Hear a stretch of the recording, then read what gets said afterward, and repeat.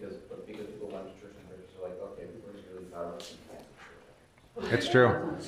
Yeah, people cancel Sunday church. Other churches. Because you had like 15 services on Christmas, and then you got all your New Year's services, so why do you need Sunday service? Generally big box ones. Yeah. It's a different... Did you guys drink all the coffee already? Yeah. It wasn't me. It wasn't me. I was going to say, I just got I thought Gabe not being here and Luke. All right, no, that's good to know. I guess we're up to 2 pots. We're up to 2 pots. That's fine. I'll do 2. Yeah, it's a different. Obviously, different theology of worship. Meaning, like, why do we go to church at all? It's not performative, but it's receptive. Yeah. So that's part of it. And then the other is just the notion of the Lord's Day. And that's even true for some of ours. We don't gather on Sunday because we have to. We gather on Sunday because it was the day of the resurrection. And so that's about as ancient a tradition as you can get that's been handed down from the apostles. It's in the New Testament. So there are those that can't gather on Sunday, due to shift work or whatnot. I can appreciate that. We have other options then. But the tradition is the Lord's Day. And that does set us apart from the Jews that precede us, because the Sabbath for them would be our Saturday, the day before the Lord's Day, for them, the day that the Lord rested in the tomb, right? But also, what is the Lord's Day? It's the day when the people gather to worship and give thanks for what He has done. And right. The sacrament is celebrated. Right. So I don't know if you've ever heard this, but we live in the 8th day. Have you heard this? The day of a new creation, the day of a new week. This is why our font has 8 sides. If you ever go and count the sides, fonts have 8 sides typically. So we're in the 8th, or the eternal day, the day that never ends. And that's why, like in the explanation to the third commandment of the 10 Commandments, remember the Sabbath day, Luther doesn't even talk about a day at all. Because for us as Christians, each day is to daily die and rise with Christ. There's not a day that we can't and ought not dedicate at least some portion of the day to hearing and receiving God's word, right? So for Christians, it's not work and then pause, but it's actually pause and work. It's really a really different actually theology. So probably what's happening is some of these, especially big box evangelicals, are reverting back to the old religion, where it's days of obligation, making God happy with you, or making mom happy with you, as the case may be. Merit-based. Right. It's merit-based Christmas. I like that. That was the thing we had. Yeah. Yeah. Did everybody make Christmas great again? All right, anyway. I've also heard in evangelical friend circles that I have, there's been talk of organized religion ruins everything, and we don't need organized religion. All you need is Jesus and the Bible. I'm hearing that. That's probably in the background too. Yeah. Like I said, I have a Catholic friend, and then there's me, and then there's all of them, and we hear that, we're like, oh, okay. Yeah. Right, and the problem is baby in bathwater. All right, so on one sense, like I said, gathering on Sunday as our Sabbath as Christians is a tradition, and like I said, an ancient tradition, but that's not institutional in a sense of under God's institution command. He has commanded that we hear His word regularly and receive His gifts. He commands that because of our sinful flesh, not because they're not good for us. So what was I going to say? There was something else. I don't know how well my brain's going to work today. We'll see. No. Just about that being in the background. Oh, yeah. Yeah, so then the problem is baby in bathwater. That's right. So, of course, there are things that Christ has instituted. And if you say, I'm against the institutional church, then you're actually against a fair amount of Christ, actually, who He is and what He's come to give. And He says, do this in remembrance of me. It is a command. It's not an option. But we act like it is. Like, I just don't feel like it today. You're like, would you say that to the King of Kings and Lord of Lords? Well, apparently. All right. Well, anyway. Yeah, and I don't think that goes well for you. We're actually going to talk about that today. Oh, yeah. Oh.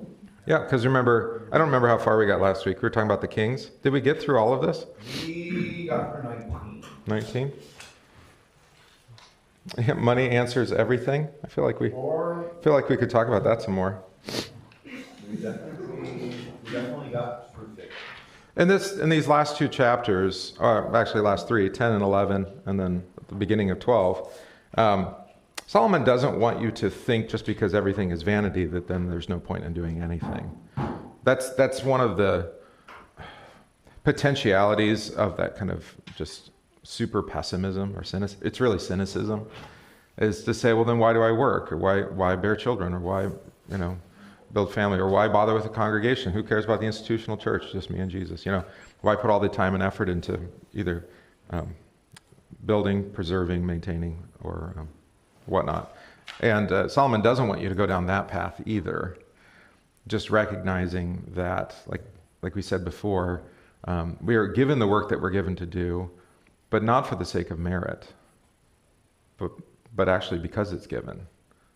So there's actually a pretty good book about specifically the church life, but I think it applies to all vocational life, written by a friend of Lutherans, not a Lutheran. The book is called Ordinary, and he talks about this, probably another reason why things are problematic for some of our churches is that everything has to be extraordinary.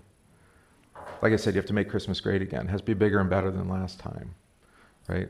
So in one sense, you can improve the church decorations. You don't have to do the same thing every time. So that's not a problem. But there's also ordinary things, right? Like if we didn't have a tree, I imagine people would be a little bit upset about that. But that's not really extraordinary anymore, is it?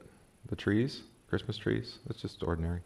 And that's okay. That's perfectly fine to stick, especially if it's Christ given, right? So if he says, this is for you, here's my word, it's for you. Here's a pastor to preach to you. These sorts of things. For some reason, we think that extraordinary is necessary. And he has actually a whole section on liturgy, which is not surprising. We actually have a majority of our liturgy is called the ordinary. We actually call it the ordinary. So that you think about what that is: Kyrie, Gloria, Creed, words of institution. For us, Nunc Dimittis is pretty much an ordinary as well. We almost always use it. What would be another one? I missed something. Lord's Prayer. Lord's Prayer, thank you. Yeah, it's ordinary to pray the Lord's Prayer. I think we talked about that maybe a couple weeks ago. Or maybe it was in the catechesis with the adults.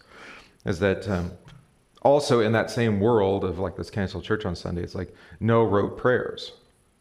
I'm like, well, they asked Jesus, how do we pray? And he said, pray like this. Pray these words. That's a rote prayer. It's given by Jesus. You see how you throw that out then too. It's that doesn't make any sense. All right. So, why did we get back to that? I don't know. Money. Oh yes, ordinary living. That's what we were talking about. Thank you. All right, so 20. We're back to the king. Remember, or maybe you don't, or maybe I need to remember myself.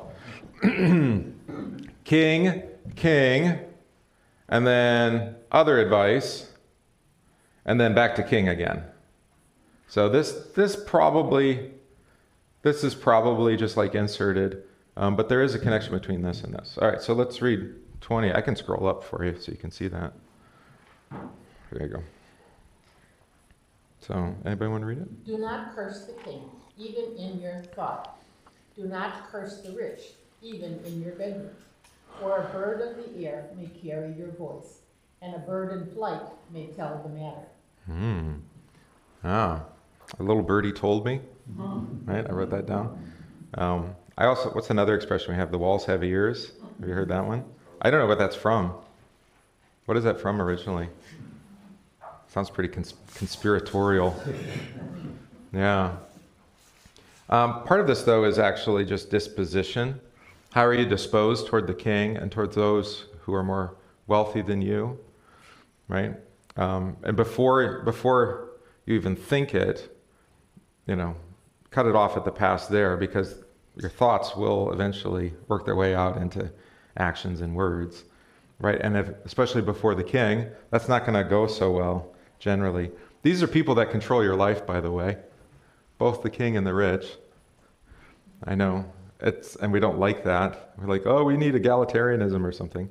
Except the Bible has a very not quite neutral position on that, is that you can't create equality, right? And God doesn't actually order creation with equality.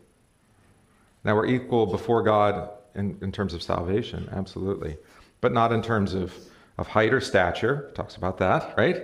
Some are short, some are tall. Not in terms of appearance. Some are ruddy and good looking, like David, and others are have weak eyes, like Leah, right? Too bad Leah's not here. We can pick on Leah with her weak eyes. But Leah in the Bible, excuse me. Right? But wealth is another one of those. I mean, a lot of people are born into privilege, right? That's true. So they have generational wealth. It's passed down. They didn't do anything to deserve that necessarily.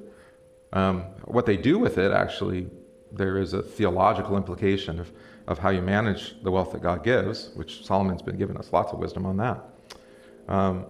But if you set yourself in judgment against them or against the king, and that's what this cursing is, right? Remember, cursing belongs to which commandment? Curse, swear, use satanic arts, lie, or deceive. Here's the key. By his name. So which commandment has to do with God's name? Second commandment. Yeah, second commandment. Right. That's also what's at mind here. I mean, you don't get to curse the king. Now God can. You don't get to curse the rich. Wasn't that what the Ocasio-Cortez lady? She wore some dress to the Met Gala. Oh, yeah. It said, what did it say? Something the rich. Eat the rich? Tax the rich. There you go. Tax the rich. Ironically, the dress was like $2,500. So, and tickets to the gala are $40,000, I think, something like that. So you're just like, the irony is deep. But here I am speaking. Well, I'm saying it out loud, not in my bedroom. So whatever. No, I'm just. So discretion. Right? Even if they're terrible, which is something we're just not good at. Right? And of course we want everybody to get what's coming to them. That the king that needs to be cursed, that they would be cursed. We've talked about this before. There's a whole kind of prayer that we don't always pray. The imprecatory prayers, you know about these? We don't pray it in church as a congregation, usually. Because they're very personal, usually. Like your enemy, personal enemy, not necessarily our enemy. There's always a danger of saying that's our enemy because, like we talked about last week, politics is messy. There's not usually an enemy. It's usually, do you remember the mouse? There was a whole, I can't remember the name of the comic. It was a black and white comic, and it was about fascism, communism. And it was a mouse. There was all these mice. Oh, nobody even remembers this. The mouse has this, I can't remember the name of it, has this famous statement. I saw the enemy, and the enemy is us. That was Pogo. That was Pogo. Polo. Oh, that's a different Pogo, yeah. Yeah, Pogo. I'm thinking of also another satirical comic, right? Okay. Not the mouse one. I remember what the mouse one said, but that's right, Pogo. Thanks. Right, this is always the problem. You curse the king, but maybe the curse is reflexive. You know about confession through projection? This is probably why most people don't come to pastor to confess. Because they usually complain about other people, and then pastor says,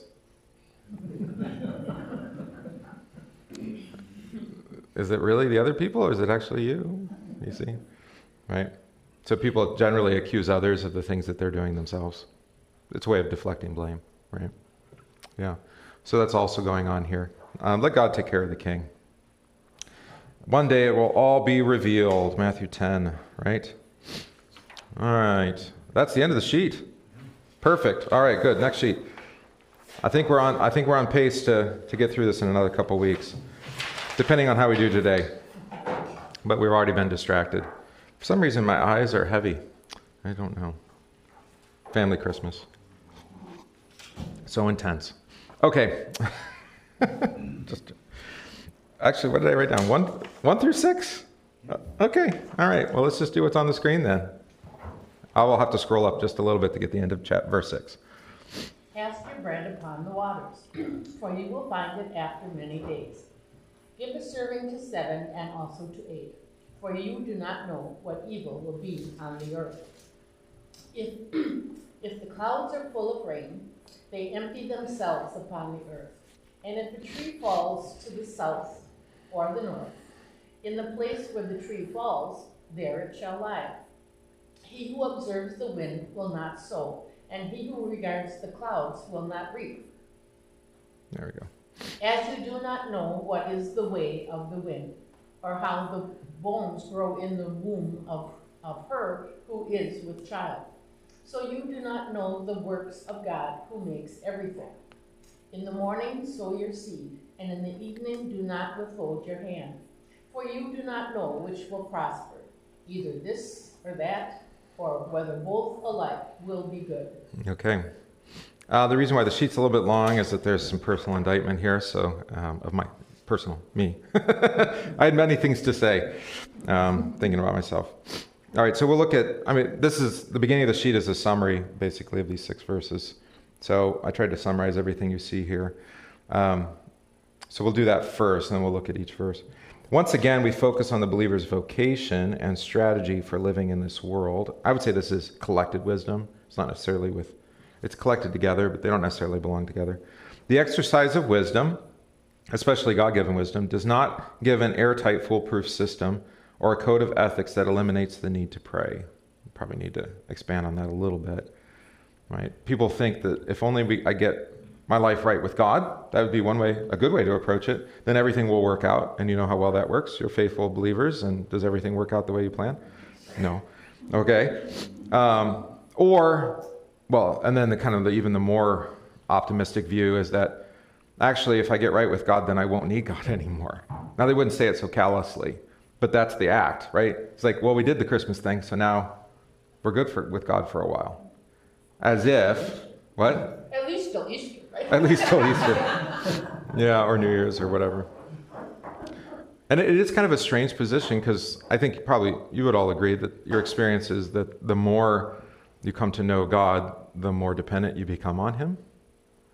Right? Not less dependent, but more dependent, because you find out how little you know, how little you can explain, how little you understand the way this world works. Does it even seem to work? Right? The biggest deceit since Babel probably is the rise of scientism, I think, which comes out of the Enlightenment, which was also massive. The idea that we could come to know the mind of God is basically the idea. At which point we no longer need Him, if once we figure Him out. This is, who was it? Was it Lessing that formulated the idea of God in the gaps? I think it was Gottfried Lessing, or it was somebody else, some philosopher, that said that God was the answer for what we can't answer. But once we can answer it, we no longer need Him there. Right? So once we know how a baby is knit together in the womb, we can just do it ourselves. We don't need God to do it. And that's literally the project, right? It's just a man-made control of fertility entirely, top to bottom, life and death, the whole deal. Right? Even the creation of life. Like, maybe we'll be able to create life without a sperm, or even without an egg, or just whatever. Just knit it together with AI and robots or something. I don't know. It doesn't go so well. Yeah, there's many of warnings from your favorite dystopian authors and movie creators. Let's see. So that's one example. Weather control would be another one, which Solomon talks about here. Right? So you can see how since this, where Solomon's like, I don't know how a baby's made in the womb, and I certainly don't know. I know the basic mechanics, but I don't understand how the bones grow and all of that. I don't understand why the wind does what it does. And now, where are we? Oh, we understand it all. We can predict it. Pretty reasonably, too. We knew it was going to rain and when the weather was going to get warmer and that it was going to snow. Maybe not exactly how much and the timing of the snow, or north and south, that the path of the storm might change a little bit. But the models seem to be getting better all the time. Seem to be. Like, you can reasonably count on things happening the way that they say on the forecast, at least in the morning, right? Which is incredible, because that wasn't, in your lifetime, you probably remember, that wasn't always the case. We had freak storms, and you're like, what's that? Like, they can tell you when these derechos, you remember those really fast-moving storms? They can tell you those hours before they happen, even though those are supposedly a freak storm. Hurricanes, right? Everything's predictable. Maybe not tornadoes yet. Are we good at tornadoes? I watched a movie about that. Twisters, yes. Actually, they are pretty good. They can chase them. They see them coming. So maybe not the path and the size and all of that. All right, so, and the problem then is if you eliminate God, then you eliminate your basic relationship to God, which is one of prayer. Calling upon him in every trouble, and in prayer, and in praise and thanksgiving, right? All right, prayer is the same. In trouble, praise, and thanksgiving, right? As we say in the Catechism. It's like that's your basic relationship to God is one of prayer. And if you've got it all worked out, then why would you even need to pray? Right? So maybe this is part of the attitude, talking again about like why no church on Sunday? It would, during this week, is not only all the things we talked about, but the idea that you grow up, or you grow out of God, actually. You grow out of, almost like God, the idea of the scriptures and Jesus and all of this is more mythological superstition, basically like Santa Claus, and you grow out of it, right? Once you hit confirmation, once you figured it all out, now you're done, right? And you just check out for the rest of, you made it. You made it, right? It kind of seems like that's what deconstruction is doing too, though. Yeah. It's like kind of just taking you out of it, like you're thinking your way out of it. Right. Yeah.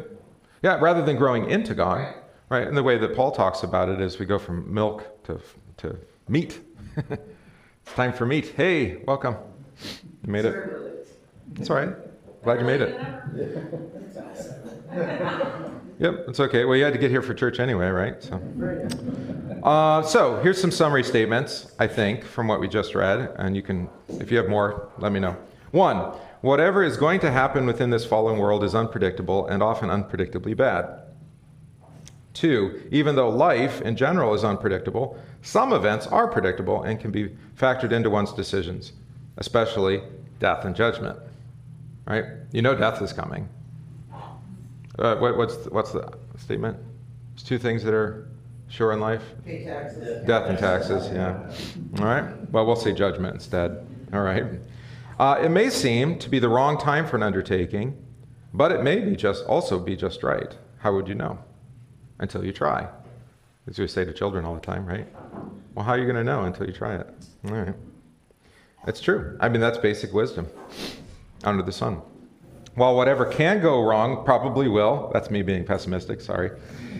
It's possible to be too cautious and fearful. That's the last part, and we're going to get to that.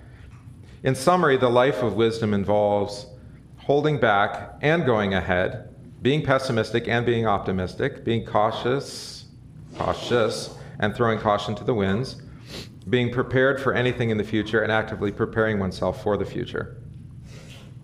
And in every moment of truth, the fear of God with steadfast faith in his eternal salvation is the only way to go. And we'll get to that too. So that's probably, so far in Ecclesiastes, that's the summary. Back in chapter 3, and you're singing the Bob Dylan song in your head. In every season, turn, right? A time for this and a time for that, right? So but what I'm saying here is it's a little bit different than that, and that, that's true too, but that we live in a dichotomy, 2 things being, or really a paradox actually, where 2 things are true at the same time, right? To be skeptical, but also be trustful. That would be another one we could add there, which is like, well, wait a minute. Like, trust your doctor, but also question everything he says. Well, how can you do both? Well, you can't trust him if you don't question, right? So there's that, but that's a tension, right? It's like, in this area, it seems like we're on the same page. You've provided me information I need. I trust you, right? But that doesn't mean you trust them in all things, right? Yeah. So it's the same thing. People have had this with church matters, with pastors, of course, right? It's like, well, pastor said that thing. Now I can't trust him about anything. I'm like, well, maybe he's wrong about 1 thing or 2 things, or maybe a few things, right? And he could actually use your correction too. So, we have this.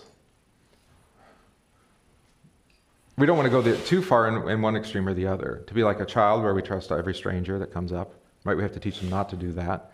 Or to be like adults like we are, and we don't, trust anybody anymore because everybody's out to get us or something, right? That's not good either. That's not going to work. It's no way to go through life. So, holding back and going ahead, that's, and maybe marriage is a great place where this works out because of, unless you're both very similar to each other, and that doesn't always work either, right? But there's a push and a pull. What do the people in the East call this? They've got the black and the white things? Yin and yang. Yeah, yin and yang. That's earthly wisdom. I mean, they make it spiritual, but it's really just earthly wisdom. There's push and pull, right? Everybody has all these things going all the time. And maybe it's about balance, or maybe it's just keeping these things. I would say it's not resolving the tension, but it's keeping the paradox without trying to resolve it. Is this what's that? Are like opposites attract each other? Mm-hmm. Yeah, and that's one of the reasons they do, is that you're looking to the other to complement what's lacking in you. Right? Maybe you're overly optimistic and you need the pessimist, to keep you in check, right? Or you're too trusting, and That's probably a really good supportive reason for, saying opposites attract will not 100% apply to like marital relationships. no. But it's still true, because like that's what marriage is for. It's complementary. Yeah. What you lack. Right, but spouse will- and this can be more intentional too, or it could be God-driven as well. So like in a business, right, you look and you say, well, what skills are we missing, and where can I find those skills in order to accomplish the work, right? So you can be very intentional about that, so that there is a complementary. But I'm talking about doing this internally, even within the individual, So can you be prepared for anything in the future? As best you can, right? But you can prepare yourself for a future that is known, and that's the one revealed to you in God's Word, right? So that's how that works out. This first verse, there's a lot, or first two verses really, there's a lot of tension about this as to what it's about. Cast your bread upon the waters, for you will find it after many days. Give a serving to 7 and also 8, for you do not know what evil will be on the earth. The almost universal ancient interpretation of this, so we're talking about the first, up until the medieval period of the church, even into the medieval period, is that this is about generosity. It's about generosity. It's about lending and not expecting return. It's about giving and not expecting a return, which is a little bit of a stretch, I suppose. So that's why I gave you some quotes on this. The first one is from Isaac of Nineveh. It was a desert father. When you give generously with a joyous countenance, and give more than you are asked for, since it is said, quote, send forth thy morsel of bread toward the face of the poor man. So that's a different translation. And soon you will find your recompense. Do not separate the rich for the poor, nor try to discriminate the worthy from the unworthy, but let all men be equal in your eyes for a good deed. All right. So yes, because we're all equal before God in our baptism, right, in his justification of the sinner, that also means that you can treat everybody with the same kind of generosity. You can give to the rich man, but they don't need it. Well, that's not the point of giving, right? Yeah. Any of you have problems picking out gifts for family members? What do you give to the person who has everything they need? That's the expression, isn't it? Yeah. Yeah, because they take care of their needs, and then it's like, well, now how am I going to give them a gift? Well, give them just whatever. Just get them something, right? They don't have to need it. That's kind of the whole point. And then, this is from Gregory of Nazianzus. You know this guy. This is one of the Cappadocian fathers. I've read to you from him on our daily prayer many times. It happens with most men that they give indeed, but they do not do so freely and readily, which is a greater and more perfect thing than the mere act of offering itself. For it is far better to be generous to the unworthy for the sake of the worthy man than to deprive the worthy out of fear of the unworthy, which probably need to break that down. This seems to have a bearing on our duty of casting bread upon the waters. So he has this translation, that it may come to that place where all our goods will be stored up, and be there to meet us in due time, even though we may think otherwise. Casting bread upon the waters. By the way, many of them also say bread and water, and then they can't help but think church stuff, bread, water, Lord's Supper, baptism, sacraments, yeah. That one's even more of a stretch, I think. Yeah, I mean, it may be in the background. But this is very straightforward, right? I mean, Jesus actually, I think, refers to a few of these verses, but this one in particular, I think I talk about it in the next block. Yeah, I do. Okay. So while a specific instruction to generosity is possible, a better summary is this: nothing ventured, nothing gained. Plunge onward, take some chances in life, don't be handcuffed by fears and what will go wrong. Keeping score gets in the way of generosity. Actually, I have a whole sermon on that today, so you'll get there. When hard times come, the recipients will owe him one and help him to survive. Jesus has two parables about that. The unjust steward, make friends for yourself by means of unrighteous mammon that you may have. Very Solomon text. Or the parable of the talents, right, where he gives to everyone equally, despite the ones who worked all day and the ones who only worked for 1 hour. They all received equally, which is obviously a gospel text, talking about how Jesus loves everyone with the same love, right, and it has saved everyone. But he's drawing on this. It's like, well, why would you give to the rich man? Well, because that's to have a spirit of generosity. Why would you give? So are you only going to give to them if they're worthy of it or if they deserve it? Or are you going to give it to them even when they're unworthy? Parents understand this, right? You don't give gifts to your children because you're Santa Claus and they've earned it or not earned it, right? It's just because they are your children. And, and not everybody gets equally in the family. We got Ethan and Elsie here, so they understand this. Because you're relatively impoverished compared to your younger siblings that have received all these generous gifts that you never got. I don't know if that's true. I'm just making things up. They're just looking at me like, or is it the other way around? Oh, your material wealth? Yeah. Yeah, you went to college. Yeah. Right. So we can't obviously forget how God in Christ has been indiscriminately gracious toward all. That's the point of those parables. And I think also here, you don't know what's going to happen, so just be generous. But of course, there are material and personal advantages to being lavishly generous and spreading one's wealth around.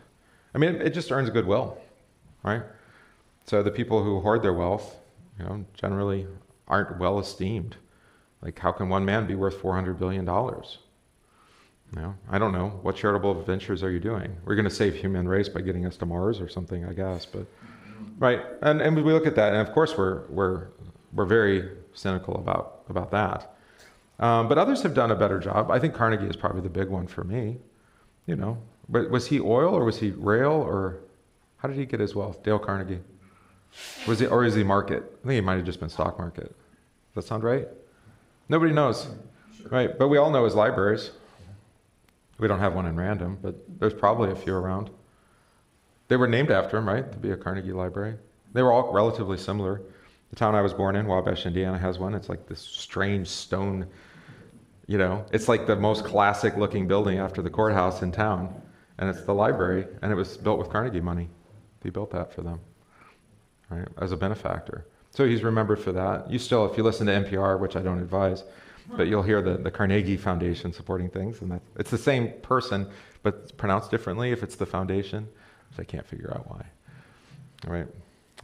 So you can make a name for yourself. There can be notoriety that goes, and it can be goodwill towards your family. Whereas you probably have some, evil figures in your mind. It's the people who hoard wealth generally, right? Or who use it for nefarious purposes rather than for the benefit of humanity, right? Instead for agendas. So, and that's true for the church too. I mean, there's been accusations, not so much our churches, but definitely the Roman church, because of the extraordinary wealth that they have, or have had, I should say, in the past, although that's mostly been liquidated now. And the Vatican is near bankruptcy, actually, because they can't maintain internationally the facilities and whatnot they had, and also make massive multi-million-dollar, tens, hundreds of $1,000s payouts in all these jurisdictions around the world. I mean, where's that money coming from? They're not borrowing it. Well, they are borrowing it from themselves because they've had a bank, right? So that's the fall of a religious empire, But, historically, also very generous people, right? With hospitals and orphanages and other kinds of charitable ventures. So you can look down your nose at them, but also say, it was managed pretty well for a long time. Unfortunately, you should have been managing the priests more than managing. No, anyway. So it goes. Steel, expansion of the American steel industry. Oh, for Carnegie? Yeah. He was steel magnate, Scottish American. which goes with rail. What's that? It goes with the rail lines and with shipbuilding and everything, yeah. But that doesn't want to talk about, of course, His, giving and. yeah. So you don't just know him for steel. You actually know him for charitable giving, which is philanthropy, as they say. Right.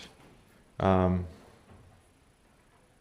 I don't want to talk about the other thing. Okay. I was going to talk about crazy ideas too. We don't need to talk about crazy ideas. Good ideas. All right, so where were we? 3. This one is good for the farmers. They understand this. Actually, just anybody who goes outside. Right? Because we've got clouds and rain. We've got trees falling, becoming horizontal. And then we have the farmer line here with the wind and the clouds. The farmer's almanac. Solomon kind of,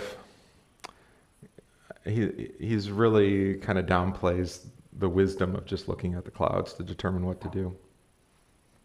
Right? Because like the tree that falls, once it falls, that's it. Like, if you're going to wait, this is the procrastination one here, which is what I'm going to talk about. Right? If you wait to do anything with that tree until it falls, now it's effectively no longer a tree anymore, right? So it's like, well, that tree is dead and might fall on the house. The right answer is call the tree removal service, right, and have it removed before it falls on the house. Because if it falls on the house, you can't call that an act of God, probably, right? I don't think the insurance company is what are they going to say? Will they say it? It's not worth the pain, right, of trying to fix the house. Right, exactly. All right, so we have a few interpretations possible here with these verses. So again, just try to summarize it. The world under the sun is closely bound to the law of cause and effect.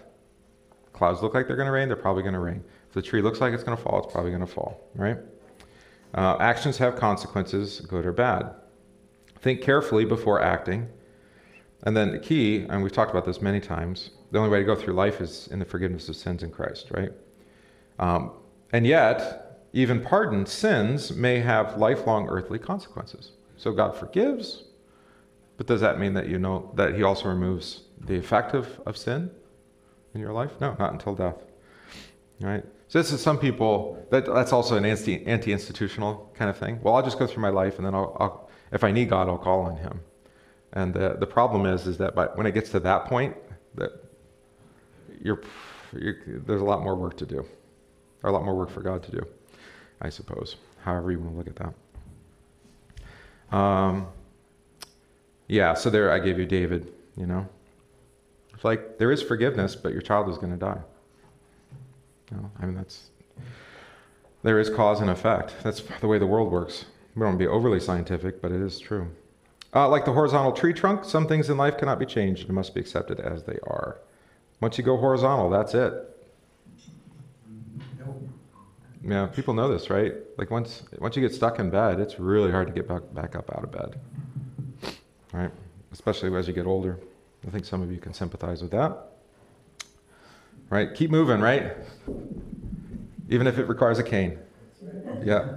Because once you stop, that's it. That's it. Learn how to use the usual sequence of cause and effect to your advantage. Jesus does tell you to read the signs of the times, Matthew 16. Of course, he's talking about the end times, to be better prepared and to take appropriate action. All right? We've talked a lot about this with political, but also economic. It's okay to take action based off of economic projections. Like, you're not saying that you're going to be either gaining or losing. You don't necessarily know, but take as much stock of the information you have. This is called quantitative analysis. Do you know about the quants? You don't know about this. Financials. Those are the autistic guys that work in the financial part of a company that can look at numbers and just see everything. They're the ones with all the in the memes, right, where all the numbers are floating by and they can see how it all works together. That's Mike. Some days. Some days. Very few, but some. But there is a danger of being so predictive that you can't adapt to the situation. So generally, I mean, this is true for business, but I think it's true for life too in general, is to be nimble. Well, there's a nursery rhyme, right? Jack B. Craig. What's the next bit? What's that all about? I don't even know. Jumping over a candlestick? What's the symbology? There must be something. What is that? What is a symbol of? Keep moving. All right, good. We'll work with that. Yeah, be nimble. Don't linger over the fire. So, and this is true for institutional kind of like organization. It can be true for financial. It can be true for political kind of things. It can, is to plan, but also be able to adapt. For this, again, yin and yang. The Eastern theology, if you just take it as earthly wisdom, it's usually pretty helpful. If you start to think of it theologically, it's not so much. But the Buddha had something like this. He called it mind like water. Mind like water. Meaning, once you get in the stream, you just kind of have to go where the stream takes you. You don't really get to, you could get off, right? But if, he described life as a stream, and you don't know where you're going and how it's, well, this is Solomon too. It's not all that different. Of course, Solomon is an Eastern philosopher. So his wisdom went east, not only to Babylon, but to China and elsewhere. So it's probably Solomon's influence, actually, on the Buddha, but not the other way around. But it's true. Like I can't tell you how many people are going to be in church this morning. I couldn't tell you how many were going to be in church on Christmas Eve and Christmas Day, right? So we print off twice as many bulletins as we might need because we don't have any idea. Every year is different. It doesn't matter what time the service is. If it's the same time or different time, it's like, well, this year you're traveling, this year you're not, this year children are coming, this year children aren't coming, right? Which members, which not members, what day of the week it falls on. There's so many variables. Actually, this is really helpful because I wanted to talk about this too. So we want to think like scientists, right? Like everything's predictable and pattern recognition, and you can just match it up and you can say, because this happened then, this will happen then, right? But we're talking about complex human interactions, which have this highly unpredictable element to human interactions, which is not the logical, reasonable interaction part, but what's the part you can't predict? Emotion. That's correct. Yeah, emotion. And if you do follow like the world of finance, the intelligent finance people spend all their time on sentiment.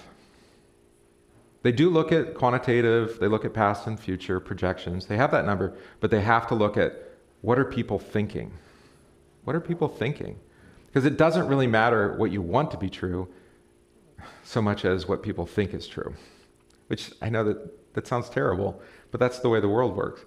So if they want to value, sorry, this is going to sound a little crude. Well, it's very crude. But a cryptocurrency called Fartcoin, which is a joke, obviously, because why would you ever call a coin that?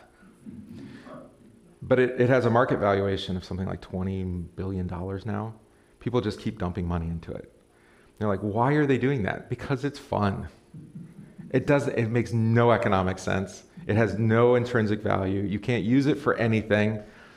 And yet, we're gonna take this thing up to the moon by just dumping all this free cash into it. And of course, some people are gonna get off early and cash out, and then it will crash, and then everybody will be like, oh, but like you're just along for the ride. And it's all just sentiment. It's just feelings. Like, this joke. This is how big of a joke the economic world is, and we'll prove it by dumping free. Well, anyway, yeah. So emotional sentiment you can't predict. You know this as parents. You don't know. You're going to say, here's what I made for dinner, and some days, I'm thinking of your younger siblings. They freak out. One of them, or usually one. It could be another one too. Freak out and like, no, I won't eat that. And then they're throwing a fit. This is Elsie, actually. Right? And rolling around on the floor, stomp off to the room. And then the next time you make it, they're like, that sounds great. And you're like, what is different? I have no idea. Right? Problem is this is also, because we're talking about complex human interactions, this is also our relationship to God. Right? Does God tell you what he's thinking always about everything? No. Yeah. Now he does. There is some predictable elements because he gives you commands, right? He says, don't do this and do this, right? And so you operate within those frameworks. You have a pretty good idea, but you don't know if it's going to rain today or if it's going to be sunny. You can't predict the minutia of all things, whether there'll be war, there'll be peace, you know. And so that lack of predictability makes cause and effect a little bit difficult, all right? Which is where I was going with that. Oh yes, here we go. That's actually number 4. I'm right with us here. Our existence and interactions with other people and with God are too complicated to be explained and predicted from scientific equations. So that's what we're just talking about. Like the economics, you can't predict. Macro, big picture, yes. Little, why fart coin? I don't know, right? Only God is omniscient, and his word reveals only the broad contours of salvation history. I gave you Daniel 2 as an example of that. So we could show you that. Revelation 20 you've probably read. But Daniel 2 is the corresponding Old Testament text, right? And this is Nebuchadnezzar in the dream, right? And he calls the magicians. They can't interpret it. And then he says nobody can tell the dream, and he's furious. And he gives the command to destroy all the wise men of Babylon. This is what you do. So the decree went out and they began killing the wise men, the magi, the magicians, right? I think next Sunday, Epiphany. We'll celebrate Epiphany next Sunday. And they sought Daniel and his companions to kill them. But then Daniel answers with wisdom, right? And he gives them the interpretation of the dream, along with Hananiah, Mishael, and Azariah. You know those guys.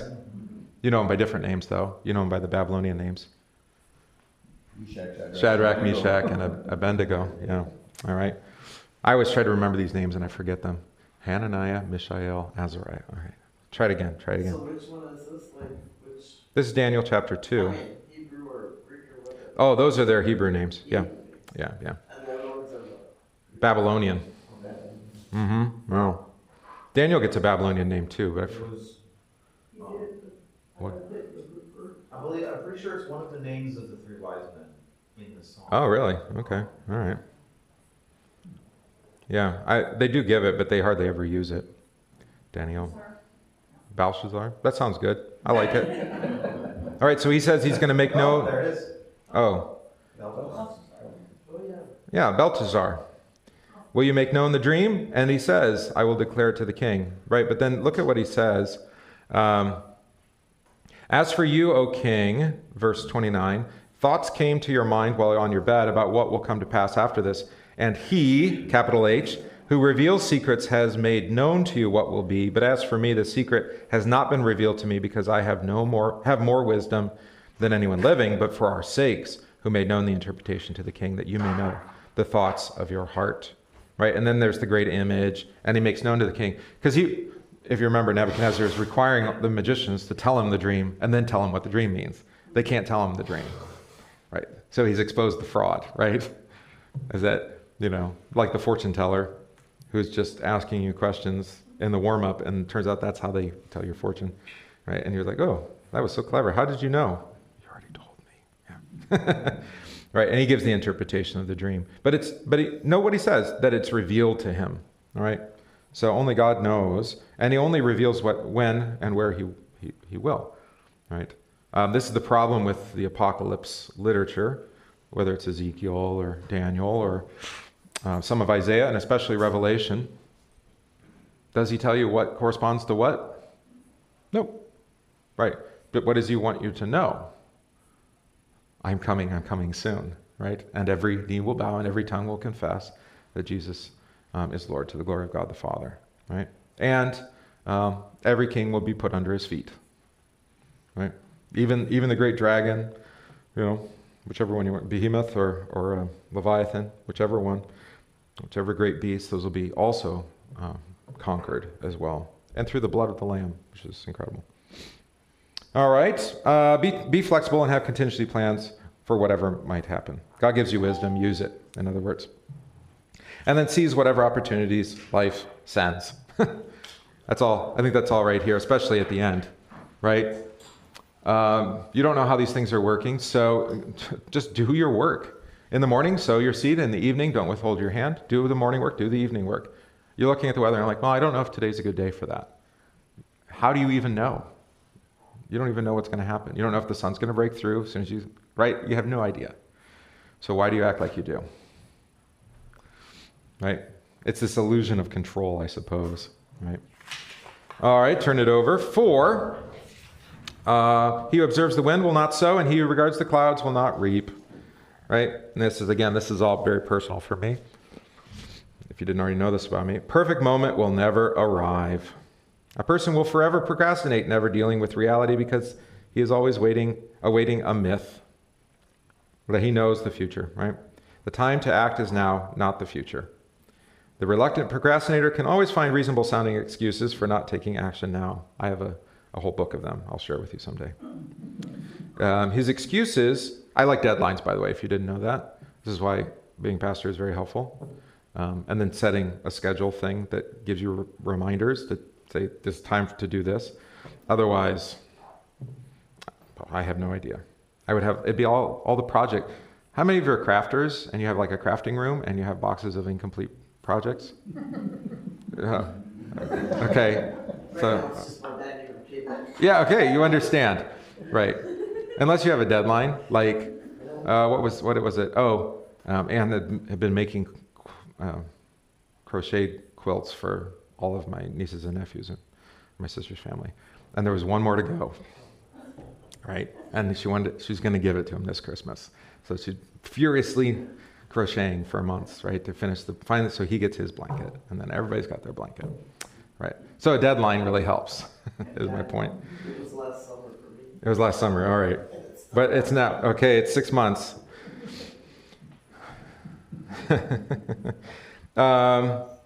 His excuses are born of the fear of what might go wrong if he does something, right? Not of what might go right, which is ironic, isn't it? Even though inaction may seem safer, how much more evil can result from doing nothing now? And you know that if you don't take action now, we've talked about this with the wall on the side, outside of the church, right? The longer we wait to repair the wall, does it get easier to repair or does it get harder? The more water gets in the wall, yeah. So just take care of it, right? Like the farmer, once the project has begun, don't be distracted by looking up or around, right? What do we call that? Keeping your nose to the wheel? To the grindstone? Okay. Hands on the wheel, right? Face forward, look ahead, don't look to the side, don't look up. Right? Same thing when you're driving, I suppose. Don't be distracted by looking up or around. Oh, he's always concerned about the wind and the rain. So maybe the farmer types understand this. Don't look back and second guess the decision. It's now or never, right? And how can you say such a thing? Again, I'm speaking to myself here. It's like, well, do you have God's command? Do you have God's promise? Do you have his endorsement? Are you operating within a vocation that he's given you to do? Well, then do it, right? And if it doesn't go well, do something different, right? If you don't get the result you want, then try something else. And emotions are, again, part of this. You're worried about offending people. And we live in a culture of just microaggressions. Everything is an aggression. Everything is an offense, which just paralyzes you. I don't know if you experience that, because you're just so worried about, it's like, I don't know. Why worry about it? And can't you say, well, maybe I could have said that better, and then just back up? If you watch debates, so people online will challenge each other to a debate, and then it turns out when they actually have to sit down in front of each other in person, that the debate takes on a very different tone than it did when it was online, right? It's because you're in the same room with the person. I was watching one, it was on health matters, but it doesn't really matter, is that the people were very aggressive towards each other, but when you put them in the same room, you find out that the kind of demeanor that they have is not what you thought it was. And actually, the validity of their arguments wasn't quite as strong as they came off on the internet. There's something weird about that you need the whole body communication. You need facial. Why do you think that is? What? Why do you think that is? Because it's disembodied. That's where I was going. Yeah. There's a whole social barrier. Communicating in words is not the same as communicating with words in person, right? Because facial expression, eyes up, right? Cheekbones up, right? Scowl. It is. Yeah, and it's people are more easily manipulated that way. Also then, if you do have face, then they let you put emojis and filters on you and distort your face, and because that distorts the communication. And you could say it's nefarious. I think it is. We're intentionally breaking down the kind of communication that you need. Think about 1984. Anybody read that one? Yeah. It's very dystopian. It's very, kind of a horror show, but nobody talks to each other. That's a feature that Orwell foresaw, is that it was what the party said. So they were only watching. They were watching the screen, right? But once they started talking to each other, Wilson and the other guys, or whatever his name is, his interaction with a woman for the first time, he's completely immature. They're like children. They have no idea how to have an adult conversation, because they haven't, even though they're grown adults. Right? So I think that's the reason, is to infantilize our culture. And if we can't have hard conversations, then we can't move forward, right? That means everybody just stays in their stay in your box, and that's treacherous for a congregation, because then that means everybody has their own vision about what's happening and why we're doing it, because we don't talk about it. Right? You mean as a congregation, we still need to have our conversations of course. with each other? Yeah, of course. Right. And we can do it together, or we can do it privately, or but at every level. And it's uncomfortable because we don't do it. Maybe you don't do it in your marriage either. That might be a reason. Or workplace. You have to build a culture in a workplace where people are willing to be, to reveal and say, that's dangerous. We have to stop doing that, or something like that, and not be worried about the wrath of the boss to say, I'm looking at Matt, to receive that.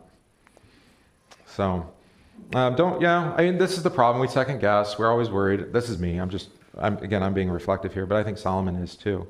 And the farmer's that way too. It's well, maybe I should, or maybe I don't. And then about noon, it's well, I probably should do something today, because I don't think the rain's stopping, what am I waiting for, So, the next verse is actually pretty significant, so maybe we will wait till next week for that, since the bell's ringing.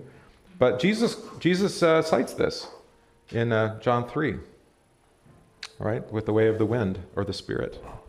So we'll have to draw that connection next time. And we'll keep moving, slow or fast. But your questions are helpful, and hopefully, thinking more broadly about what wisdom is for, what Solomon's trying to accomplish, I think we needed to do that too today. Okay. Time for church. We're not coming to church today. Oh. We got enough Christmas. We need a day off. We need a day off. I'm sorry, I wasn't following. That's okay. I said it so matter of fact. Such a joke.